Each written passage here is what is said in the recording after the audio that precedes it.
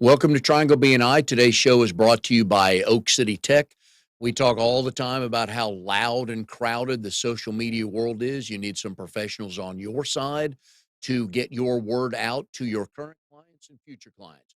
So go to oakcitytech.com, tell them what you're looking for. I know they'll be able to help you. Hi, everybody. My name is Mike Manning. Each week on Triangle BNI, we bring you a local small business success story. If you are not familiar with BNI, it is Business Networking International, the world's largest networking organization. Our little slice of heaven here in the Triangle is Raleigh, Durham, and Chapel Hill. Each week, about 30 chapters, almost 600 members get together to do nothing but help each other grow our business.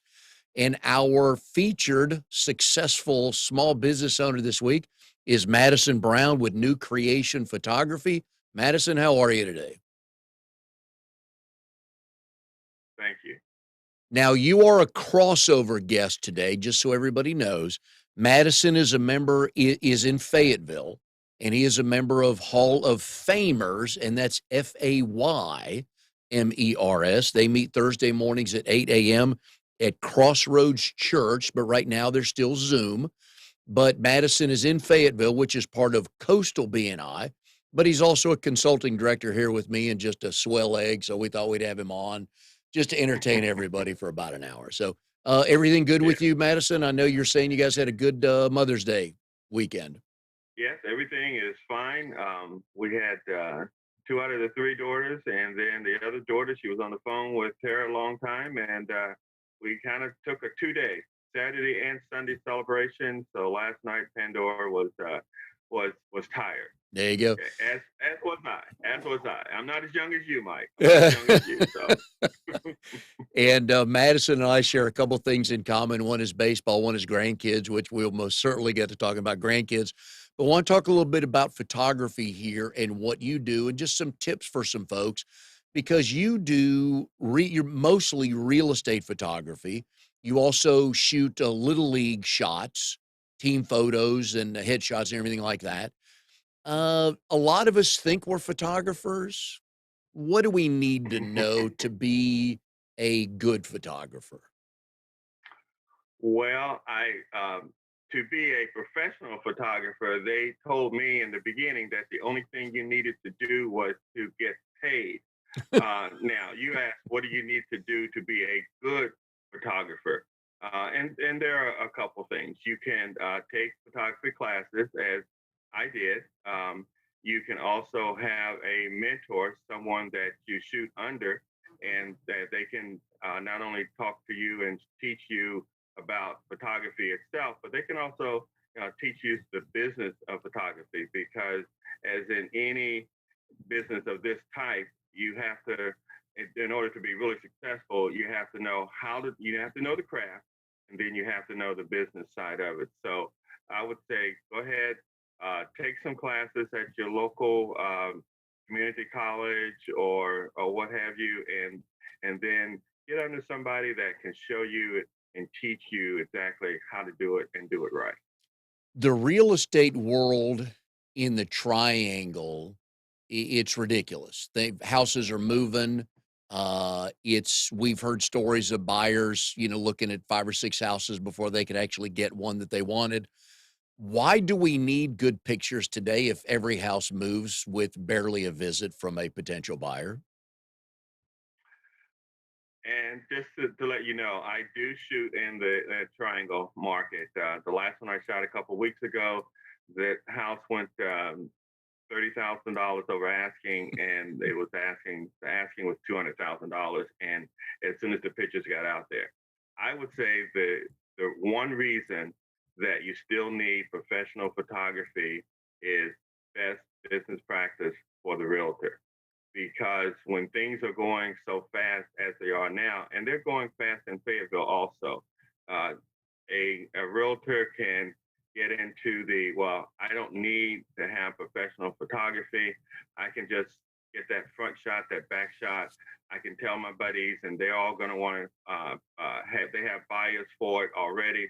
So I don't need to do this. Well, guess what, Mike? Everything is kind of like a biorhythm. It's going to go up and down and up and down, and it's going to shift at some time. And if you don't maintain best business practices, you would be one of those that's going to be in trouble when things start to shift. So that is my advice to realtors. Just and that's anybody in business. Maintain those best business practices, whether your industry is going great, your industry is struggling, or there are challenges. It doesn't matter because it's your brand, and that's what you are promoting. Your brand. When people look out there, and it's a realtor has those, it's on the MLS or wherever else it is. That's them. That's their brand, and they cannot. They should not take away from their brand by being careless just because times are good and homes are selling. Oh, that's great advice just in general. What are the 3 or 4 key shots from a house that you want to post on the website? Well, the money shot, that's what they call it. The money shot is that front. That's the money shot. So that's the one, that's the first one that people are going to see. And that's the one that you want to have perfect. So you want the sky to be perfect. You want the lighting, everything to be perfect for that one shot. The other shots on the inside that the buyers are looking at, they look at the kitchen. And now, of course, everybody wants that open architecture. So they want that the kitchen and the family room, dining area, all to be an open area. So they're looking at the kitchen because there they can see the appliances and everything else and how everything is set up. The third area that they look at is going to be the master bedroom. So they want to see how the master bedroom's laid out. They want to see how the master bath is laid out. So you really want to make sure that you get that money shot, that front of the house. You want to make sure you get that, and then after that, you want to make sure you get all of the kitchen shots and that area, and then of course the master bedroom. That's the other place that third place that people look. And I think on the interior shots, we could probably set up the rooms pretty. I think we all have an idea of what goes into that. But as far as the exterior shot of the front of the house you're talking about, what are some things to have in the photo and some things not to have in a photo? Well, you don't want a car pulled into the driveway. And I've seen, I don't take them like that, but I've seen pictures where there's a car in the driveway for whatever reason. You obviously you want the lawn to be manicured. So you want the grass to be cut and not just cut, but you want the shrubbery to cut and be manicured. You want that curb appeal because I tell people my realtors, my clients, that you have to take care of the on-site curb appeal, and I'll take care of the online curb appeal. So as long as you take care of that part, I will make sure that everything else looks good when the potential buyers go out and look at the property. But the biggest thing is the manicure. You want to make sure that that day the lawn has been freshly mowed and the shrubs have been freshly trimmed. Are you a drone pilot yet? No, no. And the reason that I am not is that I have BNI. I have BNI folks that that do that. And one it was the BNI here, and now she's in the Durham chapter, and she does the drone. And we have another one, former BNI member, that does the drone. So any drone work, I would refer to BNI. It's just that simple. So that's something that I have not done because I have BNI associates that I can refer that business to. Oh, come on. You want a toy to play with, Madison. Oh, we all like toys. I'm a techie guy, but I said no. I'll let them have that, and that's okay. I'm not. No, I'm good. I'm okay. I'm I okay as always long as I yeah, can give it to a BNI person. there you go. I always enjoy spending other people's money. So tell the listeners here why they should not take their own pictures of their own house. So this, if I were giving my 10-minute presentation in BNI, I would have some images to show you. But let me see if I can describe to you why not. First of all, they're not going to be using a wide angle lens. So they're just going to be getting a small portion of the room. So the room is going to look small. Um, Even with the cell phone, everybody is a cell phone professional these days, and we took cell phone pictures this weekend for Mother's Day. I have no problems with my cell phone, but when you're talking about something that's going to cost somebody thousands of dollars, I mean, hundreds of thousands of dollars and $1 million, you don't want to be out there taking pictures with your cell phone because those pictures can be dark. And normally, the people out there doing that don't have the software and the knowledge of how to use the software to enhance the image if they need to be enhanced. You're not going to get the right angles because unless you've been trained in real estate photography, there are certain angles, there are certain things that you don't do. Okay, and there are certain shots and angles that are important and make the room look good. For example, I'm tall, so I can't take a picture at my height.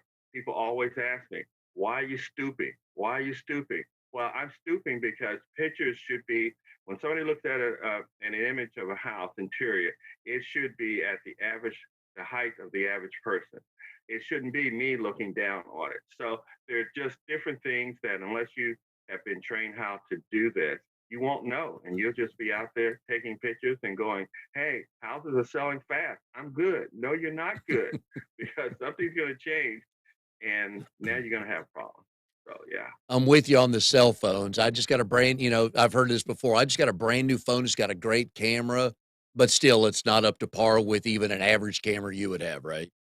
I, I've got a Google Pixel 5. I love it. And it takes great pictures, but I would not go out and shoot real estate with that phone. No. Mm-mm. Who gave you your first camera and when was it? My father actually, my father took a lot of pictures. I actually have his camera, and if I'd known you were going to ask this question, it'll take me about 10 seconds to get it because I have it here in my home office. But I have the camera that he used. It was one of those that you open at the top and you look down in, and you take the picture, and then you wound it up for the next picture. So there was something on the side that you wound up to get to the next frame. And he bought my brother and I cameras when we were probably, I don't know, 7. And he and I took pictures. We took pictures with our cameras and still have the camera, as a matter of fact. And over the years, my brother was actually the one that everybody thought and was going to be the photographer because he was taking more pictures than me, and it just kind of changed over time.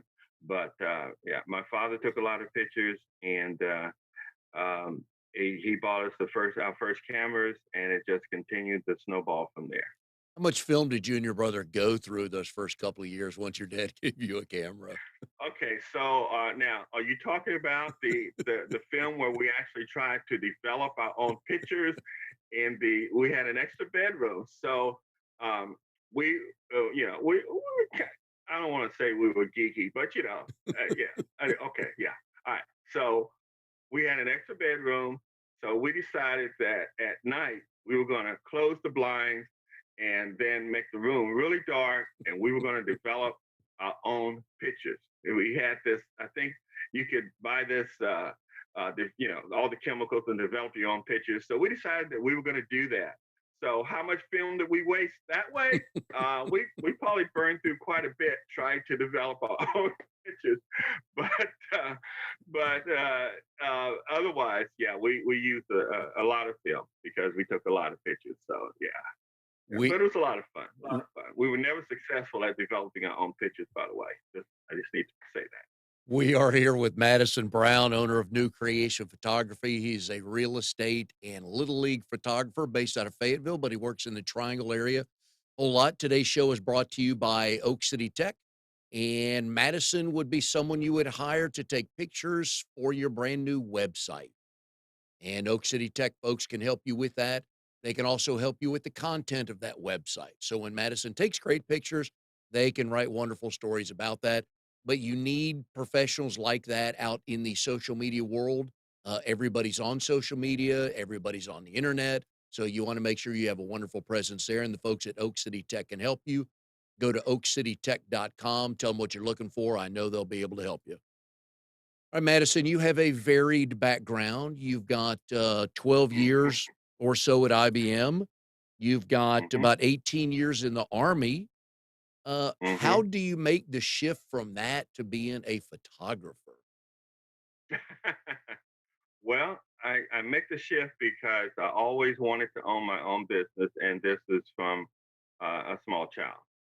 So the reason I got in the army, I was in college, and it was my freshman year, and the that was back in the day where they had the lottery. So we're sitting in the dorm room watching them draw the numbers, and March the 6th was number one.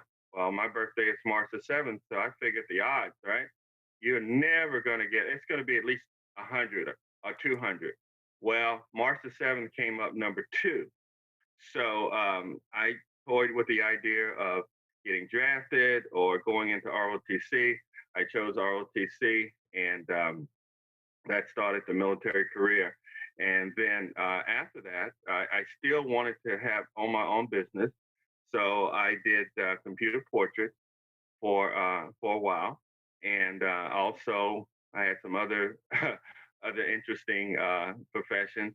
But then IBM came along, and of course I love computers, and went with them. Stayed up there until for 12 years, and still had the desire to own my own business. That was one desire that never left me, and so when our youngest daughter graduated vet school from NC State, my wife and I said, well, this is a time that we can do what we want to do because we won't have anybody in our pocket.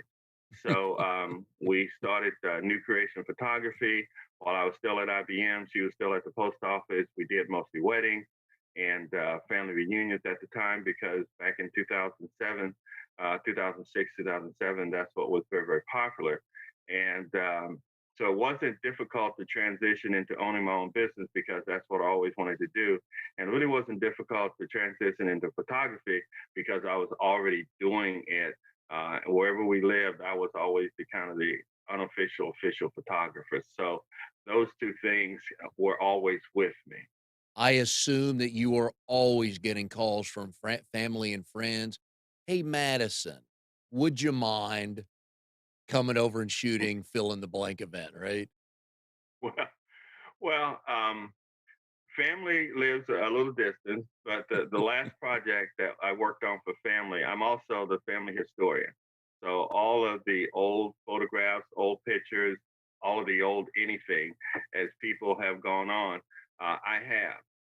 So I recently, a few months ago, put together a project for my cousin for her 70th birthday. Her daughter had asked about it because she knew I had all the pictures. So I put together a nice presentation of pictures from my grandparents, which were her great grandparents, and just people all through the ages, and images and pictures that none of them had. So that being able to do that for family makes me feel real good. So uh, uh, I've done some weddings for family. I would say be careful when you're doing things for family. That's all I'll say. As family historian, I don't think most families have someone designated officially for that. How many places did you have to look or family members to call to get all those photographs and other information that you need? Okay, several places. I had two second cousins, my father's first cousins. One lived to be 101, just shy of 102, and the other one lived to be 97, just shy of 98. So I would go to their house in Maryland, and I would write on napkins anything that I could find to write on, and I would just sit under them, ask them questions, and write down what they said. My grandmother in Alabama, when we went down there in the summer, I would always spend a lot of time with her, and she would tell me a lot of stories that unfortunately I wasn't writing down. But over the years, I did remember some of the stories, and I have been to graveyards and written down the family members that were in graveyards. I have been to the courthouse, and that was in Alabama. I've been to the courthouse in Maryland, and I have researched books that they had, handwritten books that they had there. And so, of course, we've gone on the family ancestry site. And so, just a lot of things and talking to people and trying to and kicking myself because I didn't talk to some of these people when they were still around. But it's some work involved. But when you start to put things together and things come together, it's very, very rewarding. Very rewarding. How many family members told you a story with the caveat of, "But you can't tell anyone else"? Well, no, none really. I mean, when my grandmother was telling stories, uh, when we go down to Tuskegee, Alabama, and she'd tell me stories, I would probably think that some of those stories my mother probably didn't want her to tell, but it's okay. And my mother's brothers probably didn't want her to tell me, but it was okay. I'm glad she did because I know some things, but no, they. When my father got older and he had dementia, he started to tell me some stories, and I'm thinking, okay, I really don't need to hear that. Please don't tell me that. You're my father. Don't tell me that. Nothing's better than grandmas telling stories. Yeah, Those are so yeah. good because they go into great detail, and you're like you said earlier, they remember way more than we want them to. Now, how many generations of your family can you go back to? I can go back to uh, my grandparents' parents. So that would be my great grandparents. That's about as far as I can really go back, which actually takes me back to the mid 1800s. Wow, So where did they live? that's the best I can do. Where did they live? Mm.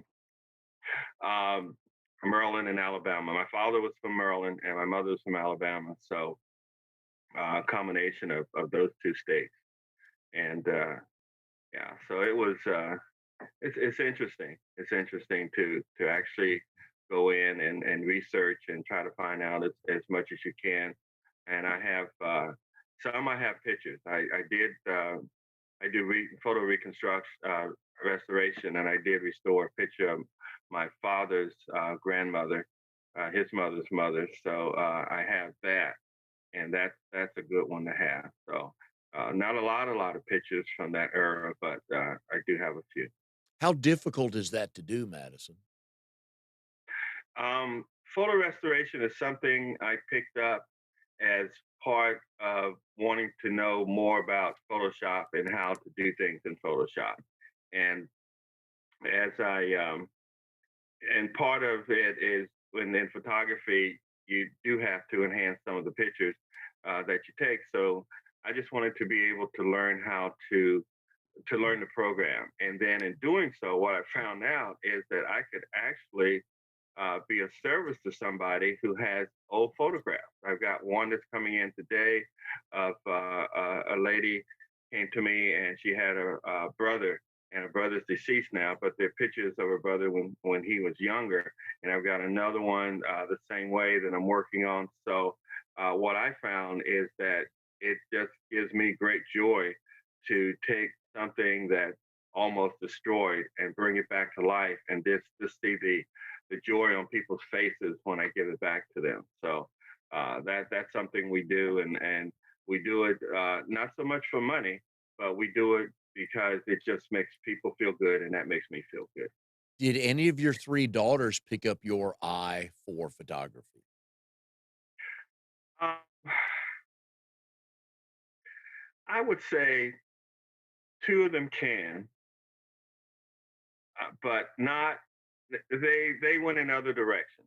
The oldest daughter is she graduated UNCG with Greensboro with a deaf education degree, and she went into teaching. And then um, my middle daughter, she's a pediatric RN. She lives in Georgia now.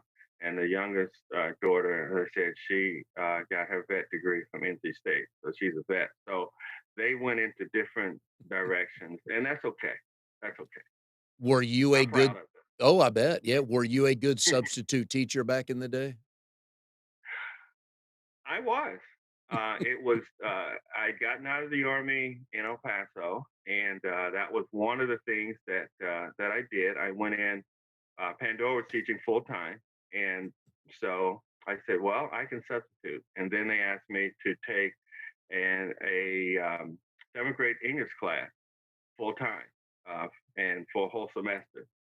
So I did that, and I had a great time. Matter of fact, I had toyed with the idea of going ahead and taking the extra courses, education courses, and the two of us staying there and being teachers. And then the Army came along, and I found out that as a captain going back in the Army, I could make three times more than I could make teaching in El Paso, Texas. So there wasn't much of a wasn't much of a decision to be made there. So yeah. What was your rank in the Army? When I got out with the Mason, I went in as a second lieutenant back in the day, and then 1993 is when I finally got out, took an early out. What was your specialty? I went in as an air defense officer, and then when probably in the late, probably about '87, I transitioned over to civil affairs when I was stationed in Minnesota. So air defense and civil affairs were the two specialties. How cold were those Minnesota winters? Everything you hear, just take it down a few degrees and you got it. It was, now you have to understand, we came from El Paso, Texas to Minneapolis, St. Paul, Twin Cities. So we were coming from, 90, 80, 90, 100 degree weather. And now, we're going to sub-zero weather. Uh, and I remember when I was looking for a house, I went up first, and the realtor was taking me around, and he said, "Well, that's the snow lift up there. That's the ski. That's where they ski, and it'll be operational here in another few weeks." And this is in November, and this is October, and I'm looking, and I'm saying, "So if it's going to be snow up there, what's it going to be here?" And of course, obviously, snow. But the lakes would freeze over. I tell anybody, I have walked on water. I have walked on water many times. Well, because I walked on the lakes when they were frozen. So yeah, there's lots of stories about Minnesota and how cold it was, or it is. But we enjoyed it, and we enjoyed it. We stayed there 7 years, so we enjoyed it. I just have pictures of you moose hunting and ice fishing. Well, the one thing that I really wanted to do, and I never got an opportunity to do, was go ice fishing because that was really a big thing around there. And life just kind of takes over, and you're doing what you do, and you have this thing in your mind. Before I leave here, I want to do this. I want to do that. And ice fishing was probably the one thing that I wanted to do that I didn't get to do because you would see them out there in their little houses and you know uh, sitting on the water with their yeah ice fishing. But yeah, Now that's it's a real. restored photo I'd love to see. Yeah. During all your tours, you had to stop in Germany. Did you enjoy Yeah, living over there? we did. That was our very first stop after I finished school at Fort Bliss in El Paso. We went to Germany and stayed over there 3.5 years. And two of our daughters were born in Germany, so I guess they have dual citizenship. But Germany was, I was in air defense, so I spent a lot of time in the field, and it was cold over there in the field. It seemed like they only wanted to have exercises when it was cold. And I said, okay, that makes a lot of sense to me. They said because they do less maneuver damage with the tracked vehicles, and that's why you want to go out when the ground is frozen. So that actually that did make sense. But going out in the cold was not a favorite thing. But yes, we have friends that we still have from Germany. Our oldest daughter's godparents we met in Germany. So it was you make things, you make a place, you make the place. The place doesn't make you, and that's always been our attitude. We went all over Europe on different tours, and everything. So we enjoyed our time in Germany, our 3.5 years there. We enjoyed it. My father-in-law is a retired Air Force colonel, and my wife graduated high school in Heidelberg, and her sister Okay. was born in Japan. And they, like you, they Mhm. loved the military. And you're right, they took full advantage of everything to do. And my wife skied in the Alps, swam in the Dead Sea. They traveled all over the place and they loved it. Mhm. Yeah, yeah. I mean, you have to do that. Like I said, you make the place. You asked me about Minnesota, but you make it what you want it to be. You don't let it make you. And so that's been our attitude wherever we've gone. And same thing here in Fayetteville. Although Fayetteville's been a little bit more difficult to make it what you want. No, I'm only kidding. Halfway.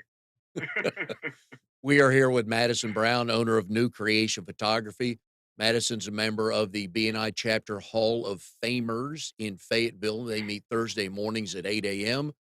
So if you want to hang out with a good group of small business owners, you can get in touch with Madison on his phone number here on the screen. We've been putting up throughout the show, and get the Zoom link and come visit. Today's show is brought to you by Oak City Tech. Folks, one of the things you should not forget about is an email list because Facebook can kick you off of Facebook. Other sites can just knock you off. They can go out of business, take all your content, all your contacts, but you own your email list. So get with the folks at Oak City Tech about how to put that together and then what to send out so you can keep in touch with your clients. Go to oakcitytech.com. Tell them what you're looking for. Tell Drago we said hi. All right, Madison, always have on the show folks that are married, have two questions for them. So you and your wife, Okay. Pandora, how did you meet? And do you both tell the story the same way? Okay. I was telling her the story the other day, and she said, "Here we go." So we were in college, our sophomore year in college, and I was back early. We went to Hampton University, and I was back early for band camp. I was in the band, and a friend of mine said that he was meeting his girlfriend, and I knew his girlfriend because she was also in the band at the Grill, which was like the campus hangout. So I said, he wanted to know, you want to walk down with me? I said, okay. So we walked down. And so I go in, and his girlfriend, Cynthia, is sitting there with Pandora. And I'm like, okay, this is it. I'm done. She's the one. I'm in love. And so, a lot of people say, well, that's crazy. That's foolish. I'm not going to argue with anybody over how they think I felt or didn't feel at the time because that was back in 1972 and we're still together. But anyway, so uh, now the problem was, the challenge was, I had to convince her of how I felt, and so that she could feel the same way about me. So my roommate at the time was a senior, and he was in ROTC, and he said he was thinking about asking her out. Well, I said to myself, this can never happen. So I asked her out, and the first date was to go to see the movie The Man. That was with James Earl Jones, and he was the first black president. Now, this is back in '72. So the president, the vice president, and the Speaker of the House had all died in some tragic accident, and he was the president pro tem. So if you ask me anything else about the movie, I can honestly say I don't know. I'd have to go back and watch it again today. But that was our first date, and that was back in August, September of 1972, and we've been together ever since. Now, And she knows that's the story. okay, now when I do talk to Pandora eventually, and I would ask her when you were sitting there and this strapping young fellow, 6'2", 6'4", all chiseled and everything walks in, what was your first thought? And what would she tell me? She would tell you that she was not looking for anybody. She would tell you that um, she was very comfortable and satisfied, just like she was. And yeah, she would tell you that her my thoughts were not her thoughts in reverse. She would tell you that, and I'm okay with that. I'm okay with that. Yeah, because you won in the end. That's why I'm okay with that. Now, how long did it take for her to come around to realize you were the one? Well, let's see. We started dating in, let's see, that was August. We started dating in September. And yeah, so it took me a whole month. Can you imagine? A whole month. And after that, we were inseparable. So yeah, And, I don't know what I did. yeah, I don't know what I did. If you asked me to recreate it and do it again, I would fail. But mm, but it worked that whatever it was, it worked that time. And that's and the only time I needed it to work. and I'm with you. I'm a firm believer of first sight. I was the same way, but we can go into that another time. The friend of Mm. yours that was going to ask her out, do you know whatever happened to him? Did he ever marry someone as cool as Pandora? Well, he went on to date someone that was a friend of Pandora's, and he, like I said, he was in ROTC, so he retired a lieutenant colonel, and I don't know since then exactly, what he's been doing. I don't know if he got married or not, but I do know that he did go after ROTC, went into the service, and he did retire as lieutenant colonel. So yeah, but he was a good guy. He was a good guy. He just wasn't the right guy for Pandora. I was. He just didn't know that. I like the way you were helping Pandora that early on. Yeah. I mean, I had to look out for it, right? Yep. All right. So grandkids, you have five. I have one. I know how much fun one is, so I know five's got to be a ton of fun. List them by in order of age. Give me first names.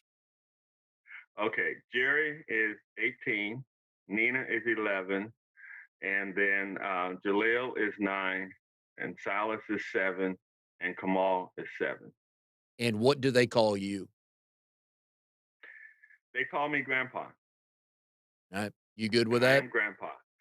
Yeah, I mean that's what I wanted, and there were all the other names, and I said no, we're just gonna go with something traditional, something simple. I want to be Grandpa.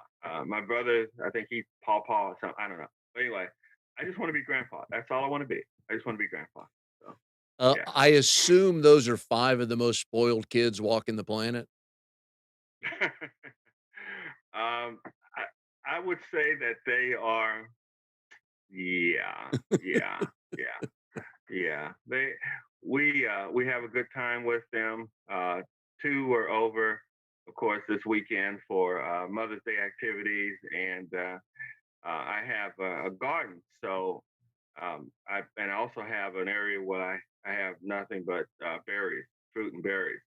So whenever they come over, they always want to go out there and pick. Now strawberries are already now. So they're picking strawberries, and the one grandson, Silas, I said, Silas, that was not ready yet. We've already picked all of them that are ready. And so then I have a lot of blueberries, and he loves blueberries. So when they get ready, he's going to be all over my blueberries, which is fine with me because I would rather for them have something for them when they come over like that than me eat them all. So it's good. It's good. I love it. I love it. Now, you list here under hobbies, you are a container gardener. What does that mean? What does that mean? That means that I do not plant anything directly into the ground. I have so raised beds, and that's where you build up. Some people call them boxes, but you build up above the soil level, and you actually put the soil that you want in it. And then I have found that something called grow bags. Some people call it smart pots, but they are actually cloth bags, and I have anything from 5 gallon to 100 gallon, and that's what I plant: tomatoes, watermelons, peppers, everything, cantaloupes, cucumbers, squash. Everything goes into those on my raised bed. So this year I'm going to try peanuts again. So Saturday I went out and got my raw peanuts from the nursery, and now I've got them sprouting on the inside, and probably in another week or so, I might be putting them in one of my raised beds. So yeah, nothing goes into the ground directly into the ground. Everything is in a container or a raised bed. Is that just the best way to grow something or just the way you wanna do it? think it's the way that I want to do it, because I'm still living in the city, and I can do a lot more this way than I could if I took uh, half my backyard, and plowed it up and all of that. So my parents always had a garden. My father was an agriculture teacher. He had the 4-H, not the 4-H or the FFA guys, where he was the advisor for them, and they always had a garden with the tractor. You plow and all that. But we lived in the country, so you could do that. But here in the city, you have limited space, and so this is the way I prefer to do it, so that I can maximize what I'm able to do. What is on the list to grow that you have not planted yet? I still have. I try to grow everything from seed and not go to the nursery and buy plants. So I still have some tomatoes and some uh, bell peppers and hot peppers that either I'm going to plant or I'm going to try to give away. Because when you go by seed, I seem to always grow too much. I've already given away some, and I think the peanuts. I have some flowers I'm going to plant, but the zinnias, but the peanuts are the last thing that I haven't done anything with yet. But then, they are they're tropical plant anyway, so if they need lots and lots of hot weather, Well, but everything else is already in. if you're looking for somebody to Mhm. give the green peppers to, you just give me a call. I'll meet you somewhere for those, okay? Okay. Love peppers and onions, so cannot get enough of those. Okay. What Yeah, I've got is onions out there too growing. Yeah, what is the best thing about being a photographer? Meeting people, new people, different people all the time. Every job you meet somebody different. And then in real estate, you say, well, uh, how can you? How can you? I always my saying is, we new creation photography, where we make taking pictures of amazing people and things not only a wonderful but a fun experience. And then the question is, well, how do you make taking pictures of houses a fun experience? A lot of these homes, people are still there, and it's even though homes are selling fast, it's still stressful to try to get your house ready for the market. And so I go in, and one of the things that I think the biggest thing that I do, other than take quality images, is to put them at ease, because they want to know, is this right? Is that right? What should it? What? And you could tell that there's some nervousness in them.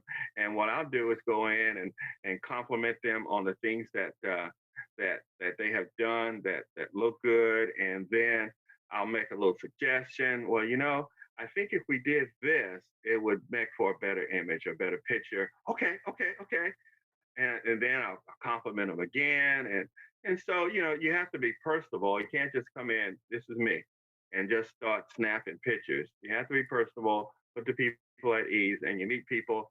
And that's just how it works. Meeting people.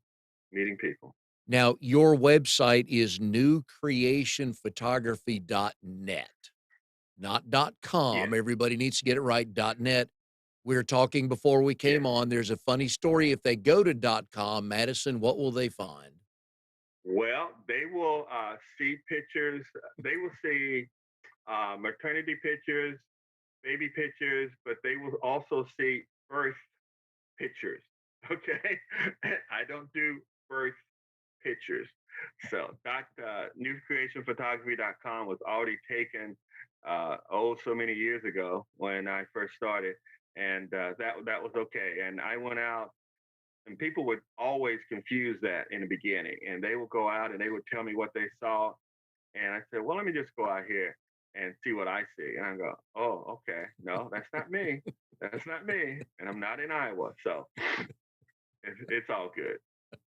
So make sure everybody knows it's newcreationphotography.net. No S on creation. Right. A lot of people make that mistake. New No S on the end of creation. creation is singular, but the photos are Yes. plural. The talent is plural plus. Madison, we've enjoyed having you on the show. Good luck with everything. I know the market will continue to stay busy, and glad little Yes. league teams are getting back to playing. So I know you enjoy shooting those shots too. Oh, yes. All right. Well, Most definitely. good luck with everything. We've enjoyed having you on the show, and we will see everybody next time on Triangle BNI.